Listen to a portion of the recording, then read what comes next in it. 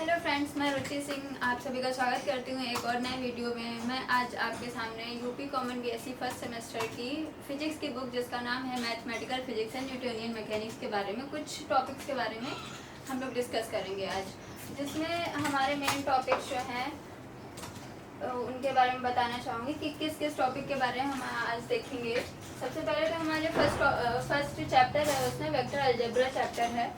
इसमें हम सबसे पहले Indian ancient physics and contribution of Indian physicist का देखेंगे कि हमारे जो भौतिक वैज्ञानिक थे उनका क्या कंट्रीब्यूशन था फिजिक्स में, इसके बारे में देखेंगे। फिर historical development and modern science and technology के बारे में देखेंगे कि क्या क्या बताया गया इसमें। फिर vector algebra, coordination, transformation and pseudo scalar and pseudo vector के बारे में देखेंगे, क्या बताया गया है इसके बारे में।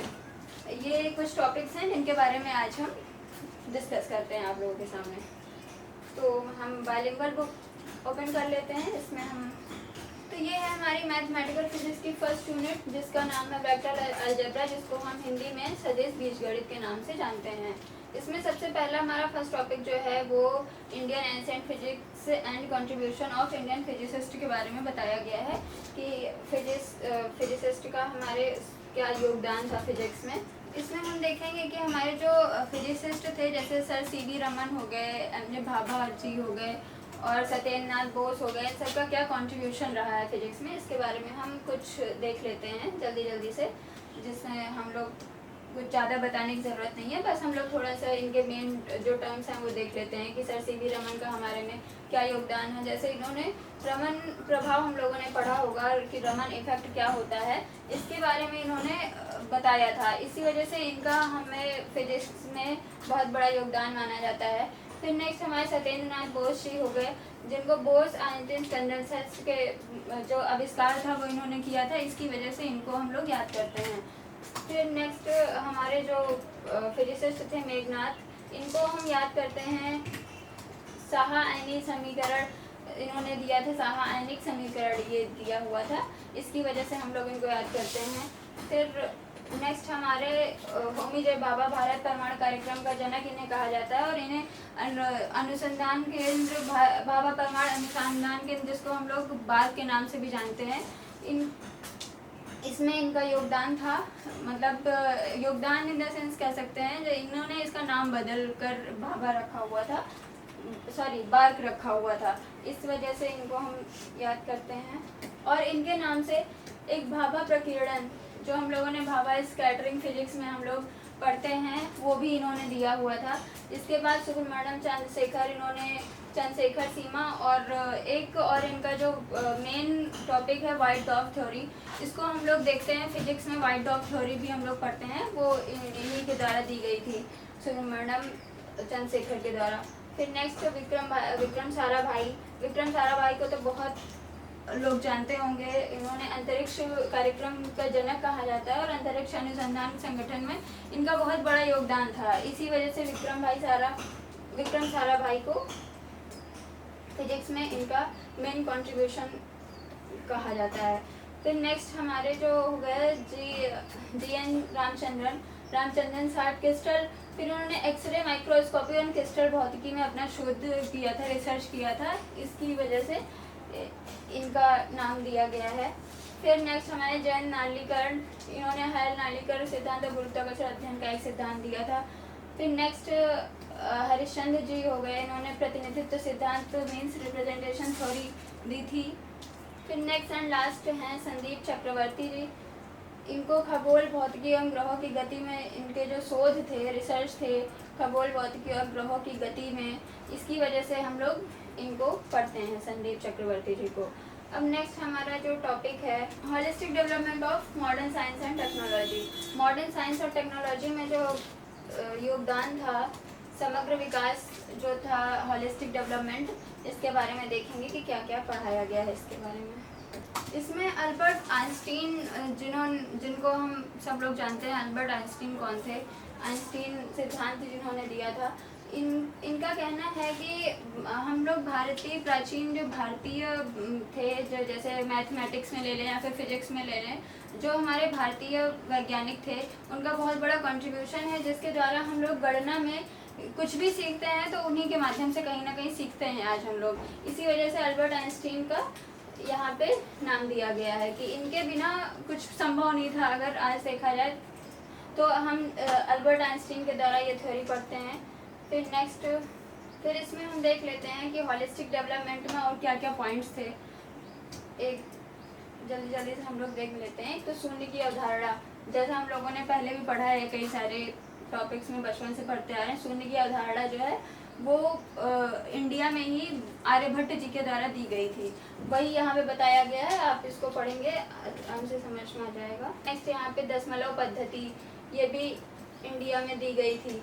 फिर संख्यांक अंकन पद्धति, इसमें हम लोग अंकन पद्धति में 0 से लेकर के 9 तक के सारी डिजिट्स के बारे में पढ़ते हैं कि 0 से 9 के बीच में ही हमारा पूरा गणित पूरा समाया हुआ है। इसके अलावा और हम लोग जो अंक गणित में पढ़ते हैं यही 0 to 9 तक ही पढ़ते हैं। फिर फिबोनाची संख्याएं होती हैं और फिर बाइनरी डिजिट्स पढ़ते हैं, बाइनरी संख्याएं। बाइनरी संख्या में हम लोग बाइनरी संख्या हम सभी लोग जानते हैं कि 0 और 1 जो हमारी होती हैं बाइनरी संख्या होती हैं। फिर हम लोग नेक्स्ट एंड मेन टॉपिक पे आ जाते हैं, वेक्टर अलजेब्रा।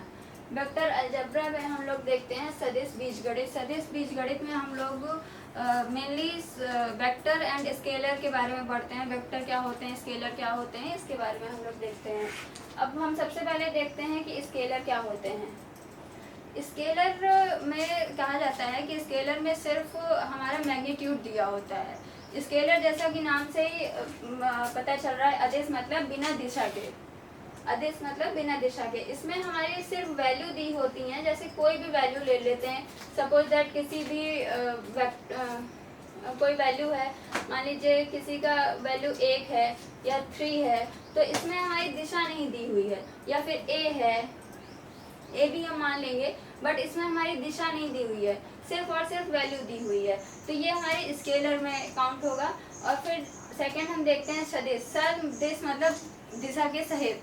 तो इसमें ये इंग्लिश में भी बताया गया है कि जिसमें vector and direction and amplitude दोनों चीज़ होता है, एम्पलीट्यूड या मैग्नीट्यूड दोनों चीज़ होता है, उसे हम वेक्टर कहते हैं। जैसे हम सदिश के उदाहरण के तौर पे हम देखते हैं, जैसे किसी चीज़ की वैल्यू a है।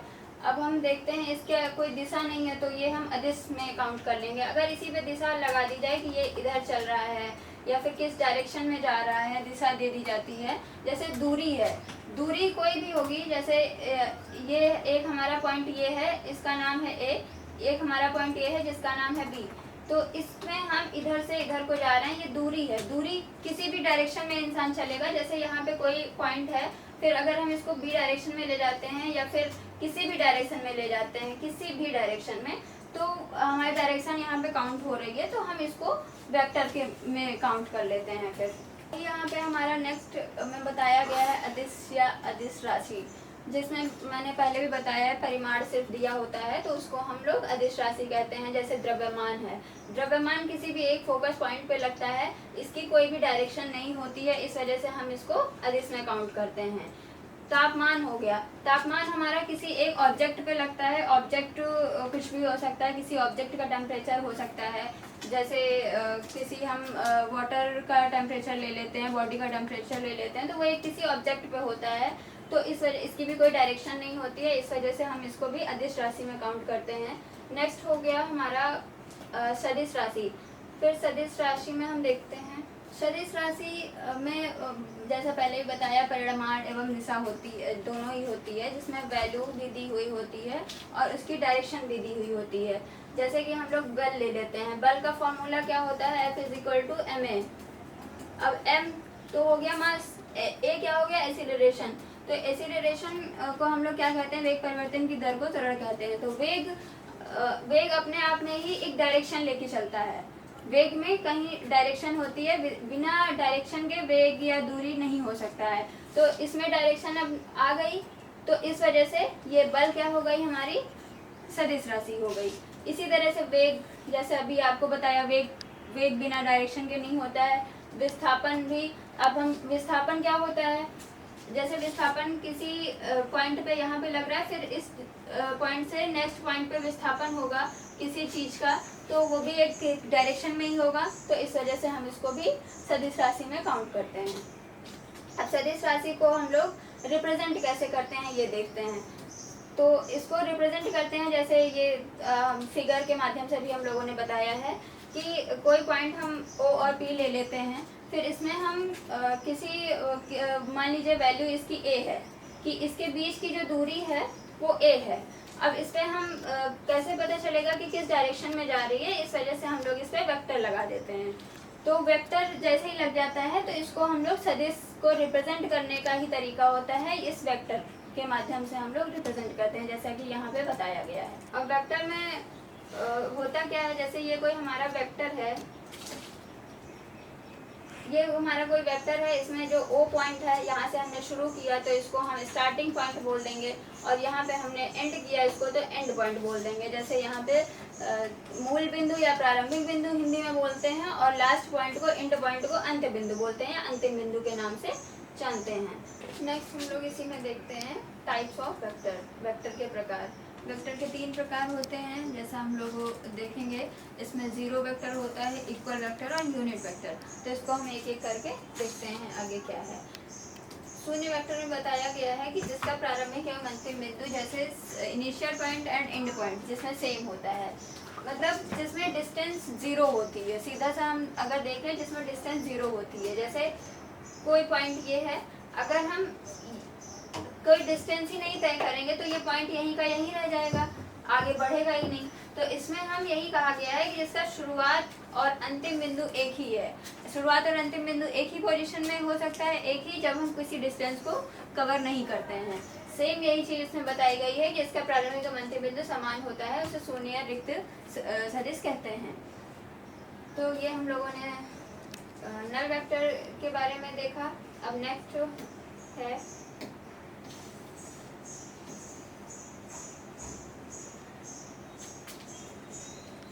जैसे इसका एग्जाम्पल भी बताया गया है शून्य वेक्टर का, ए वेक्टर जैसे यहाँ पे बताया गया है, जिसमें कोई डिस्टेंस हम लोग नहीं कवर करेंगे वो जीरो होगी, तो इसको हम नल वेक्टर में काउंट कर लेंगे। जैसे O point, B point, B vector, B and B vector भी इसी में आ जाएगा। फिर आ जाएगा इक्वल वेक्टर।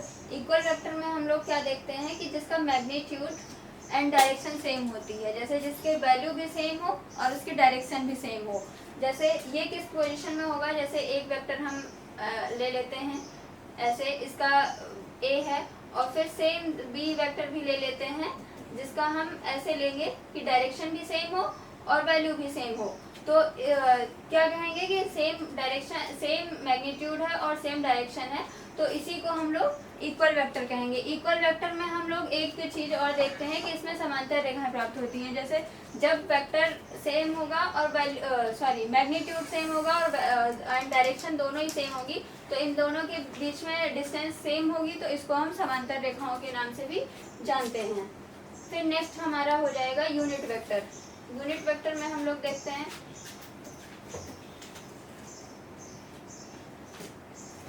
यूनिट वेक्टर में बताया गया है कि किसी सदिश का परिमाण यानी मैग्नीट्यूड जब एक होता है तो उसको हम यूनिट वेक्टर के नाम से जानते हैं। यूनिट वेक्टर को रिप्रेजेंट कर ए के नाम से देखते हैं। फिर टॉपिक हम लोग देखते हैं vector algebra operation. Vector algebra में क्या क्या ऑपरेशंस होते हैं, जैसे उसमें जोड़ भी होता है, जैसे हम लोग मैथ में पढ़ते हैं, एडिशन होता है, सब्ट्रैक्शन होता है, मल्टीप्लिकेशन होता है, सेम उसी तरह से वेक्टर्स में हम लोग देखते हैं।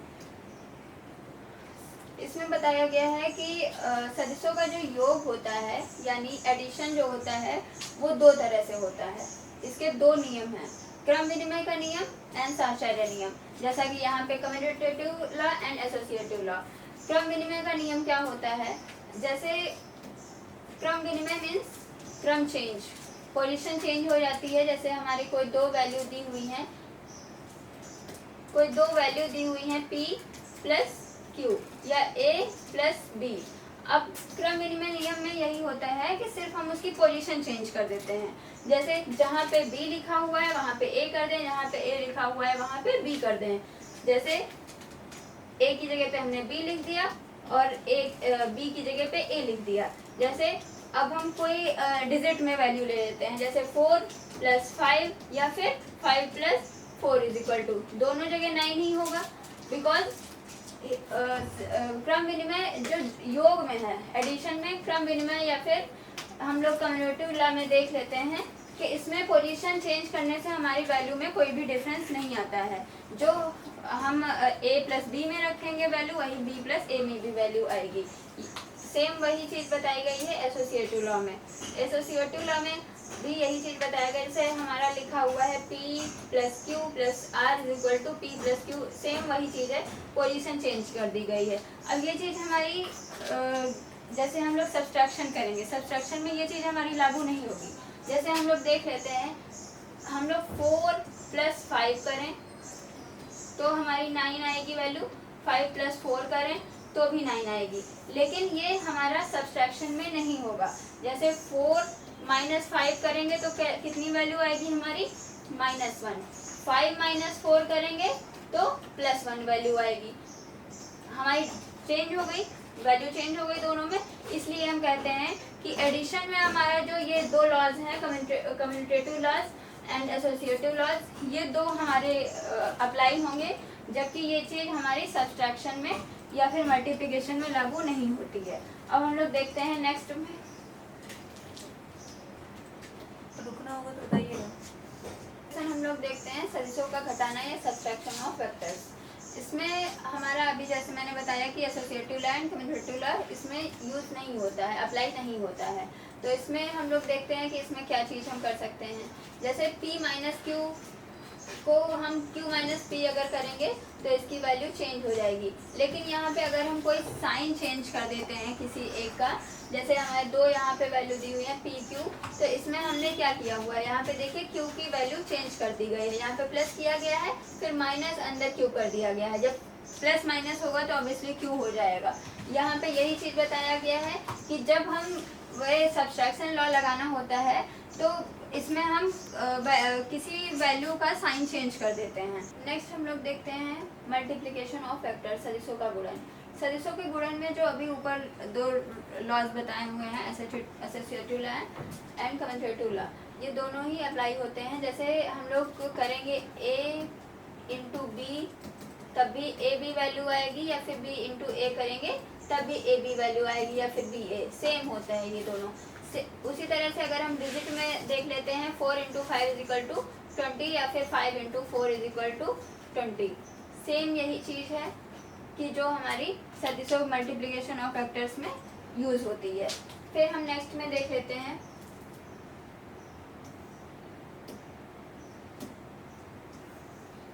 अदिश गुणनफल। अदिश गुणनफल में प्रायः अदिश गुणनफल या फिर डॉट प्रोडक्ट। डॉट प्रोडक्ट में हम लोग देखते हैं, जैसे a और b का हम लोग मल्टीप्लाई करते हैं तो इसमें हम लोग डॉट यूज़ करते हैं, ये होता है डॉट प्रोडक्ट। अब हम सेम नेक्स्ट अगर हम देखते हैं तो इसमें हम क्रॉस प्रोडक्ट पढ़ेंगे। तो क्रॉस प्रोडक्ट में हम लोग यहाँ पे a × b इस तरह से अगर लिखा है तो ये डॉट प्रोडक्ट हो जाएगा, अगर इस तरह से लिखा है तो हमारा ये क्रॉस प्रोडक्ट हो जाएगा। फिर नेक्स्ट टॉपिक है laws of vector algebra. Laws of vector algebra में क्या क्या लॉज बताए गए हैं, इनके बारे में हम देख लेते हैं कि क्या क्या हम लोग जो वेक्टर अलजेब्रा में हम जो ऑपरेशंस करते हैं उसमें हम क्या क्या यूज़ कर सकते हैं। जैसे यहाँ पे अभी ऊपर भी हम लोग डिस्कस कर चुके हैं कि कम्यूटेटिव लॉज ऑफ एडिशन, योग के लिए क्रम विनिमय नियम जो मैंने अभी आपको बताया था, a + b = a + b करें या फिर b + a करें, सेम वैल्यू आएगी। सेम यहीं पे एसोसिएटिव लॉ ऑफ एडिशन आ जाएगा, ये भी हमारा उस पर यूज़ होता है एडिशन में। गुणन के लिए क्रम विनिमय नियम, अभी जैसे मैंने आपको बताया 3 × 4 करेंगे या फिर 4 × 3 करेंगे, सेम वैल्यू आएगी। यहाँ पे फिर डिस्ट्रीब्यूटिव लॉ की बात हो जाती है। डिस्ट्रीब्यूटिव लॉ में देखिए, जैसे यहाँ पे बताया गया है m + n = यहाँ पे बताया गया m + n, इसमें ब्रैकेट क्लोज फिर a, तो यहाँ पे हम जब इसको डिस्ट्रीब्यूट करेंगे m × a = ma हो जाएगा, फिर n × a na हो जाएगा। सेम यहीं पे दूसरा पॉइंट में अगर हम देख लेते हैं m bracket a plus B is equal to, तो m की अगर हम a से मल्टीप्लाई करवाएंगे तो ma, फिर m की b से वैल्यू मल्टीप्लाई करवाएंगे तो mb आ जाएगा। तो इसी क्रम में नेक्स्ट टॉपिक हमारा आ जाता है एंगल बिटवीन टू वेक्टर, कि टू वेक्टर्स अगर दिए हुए हैं तो उसके बीच में अगर हमें एंगल पता करना है, जैसे कोई वेक्टर ऐसे दिया हुआ है, कोई वेक्टर ऐसे दिया हुआ, तो इसके बीच में अगर हमें एंगल थीटा ज्ञात करना है तो हम कैसे ज्ञात करेंगे, इसके बारे में यहाँ पे बताया गया है। जब हम कोई भी दो वेक्टर लेते हैं तो उसके बीच में कोई ना कोई एंगल बनता ही है। जैसे हमने एक वेक्टर ले लिया a, एक वेक्टर ले लिया b, तो इनके ये दो जाके कहीं ना कहीं मिलेंगे, फिर इनके बीच में जो हमारा एंगल बनेगा थीटा, ये हम कैसे ज्ञात करते हैं, यहाँ पे इसका फॉर्मूला दिया हुआ है। ये फॉर्मूला है theta is equal to cos inverse A B upon A mod B. इसको हम एक एग्जांपल के थ्रू समझ लेते हैं कि किसी भी दो वेक्टर के बीच में हम अगर हमें थीटा की वैल्यू ज्ञात करनी है या एंगल की वैल्यू ज्ञात करनी है तो हम कैसे पता करेंगे।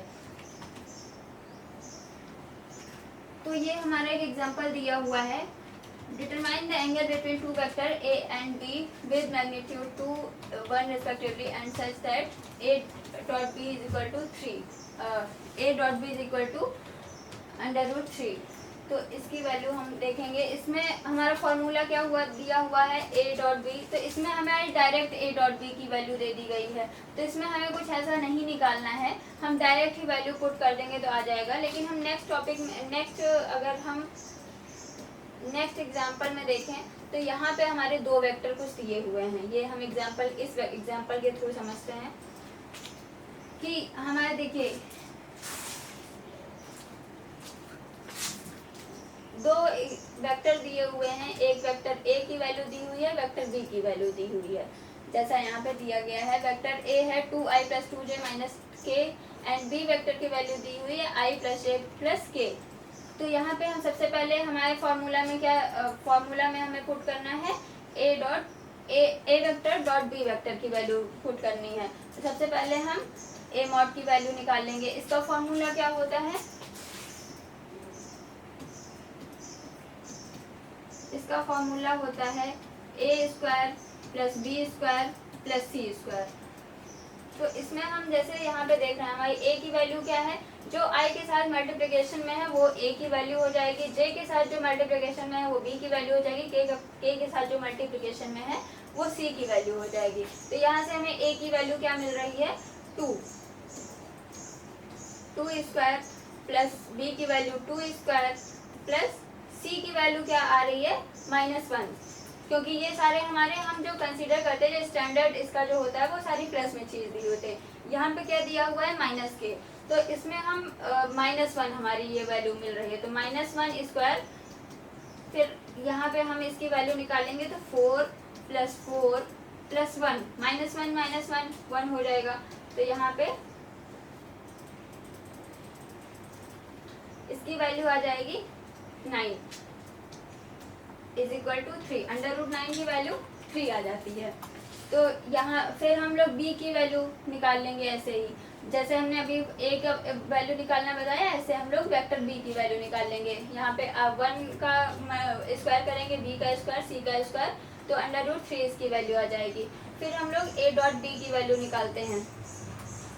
a डॉट b की वैल्यू कैसे निकलेगी, इसका हम लोग डॉट प्रोडक्ट करवाएंगे। 2 इसका वैल्यू क्या है 2, इसका वैल्यू क्या है 1, 2 into 1 is equal to 2, 2 into 1 is equal to 2, -1 and plus 1 is equal to -1।